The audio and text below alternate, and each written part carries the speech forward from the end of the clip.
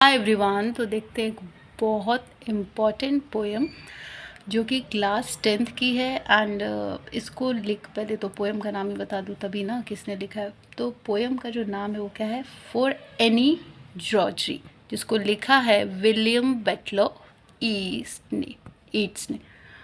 और ईट्स तो काफ़ी जाने माने पोइट है and he have written many brilliant works in his life time. तो one among them is for Anne जॉर्जी। तो बहुत अच्छी पोएम है ये। एनी से आप समझ गए होंगे कि ये obviously this poem is going to be about a women, a girl. तो yes, you are absolutely right, this poem is related directly to a girl और अ वुमेन फॉर एन जॉर्जी। इसी से आपको समझ में आ रहा है कि इसी लड़की के लिए जो हमारे पोइट है विलियम बटलर ईट्स वो लिख रहे हैं। तो लिखते हैं कि अच्छा, इससे पहले कि एक्सप्लेन करूँ, इसमें आप इतना तो समझ ही गए होंगे कि सिर्फ दो ही कैरेक्टर्स होने वाले। जिसने लिखा है हमारे विलियम बटलर ने एंड जो ये लड़की है एनी, दो ही कैरेक्टर्स है इसके अंदर। तो ये जो पोइट है ना, ये कहते हैं कि जो एनी है ना, ये बहुत खूबसूरत लड़की, बहुत ज़्यादा, मतलब काफ़ी प्रिटी है, इसके लॉन्ग गोल्डन हेयर्स हैं। तो इसको जैसे जो लड़कियां सुंदर होती है ना, लड़के कैसे उनको पसंद करते हैं, तो उसी तरीके से एनी को भी लड़का एक पसंद करता है।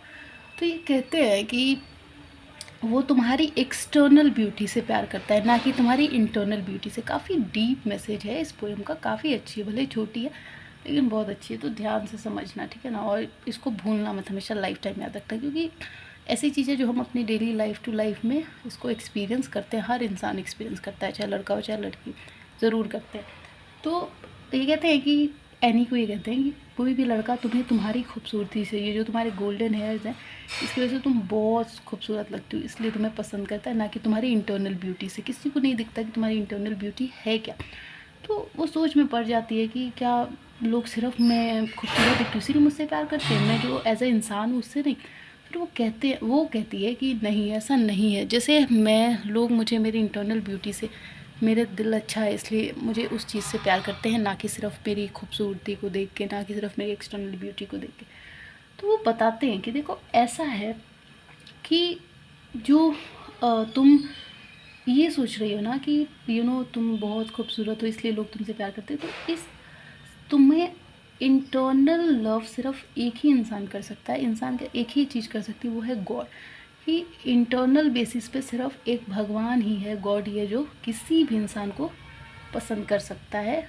और जितने भी लोग हैं वो हमेशा हमें अपनी एक्सटर्नल ब्यूटी से पसंद करते हैं, and that is a fact, that is a reality, तुम्हें मानना होगा।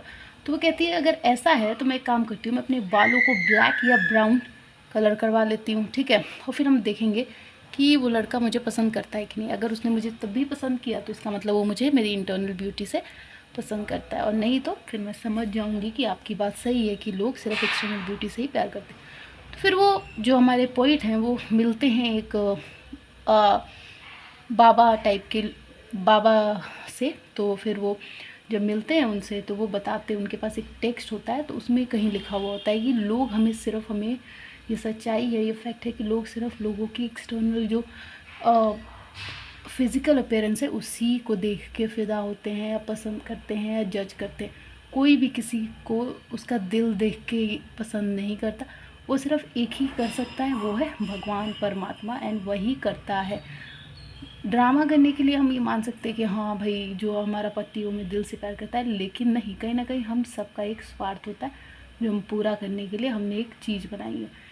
सो हमें सिर्फ रियल लव कौन करता है, जिसने हमें बनाया, विच इज़ गॉड। तो यही थी फॉर एन जॉर्जी, जो कि विलियम बटलर ईट्स ने लिखी है। Very nice poem, I really found it fascinating, and I hope you find it too. And if you really do, then please comment, like, share and subscribe the channel. Thank you.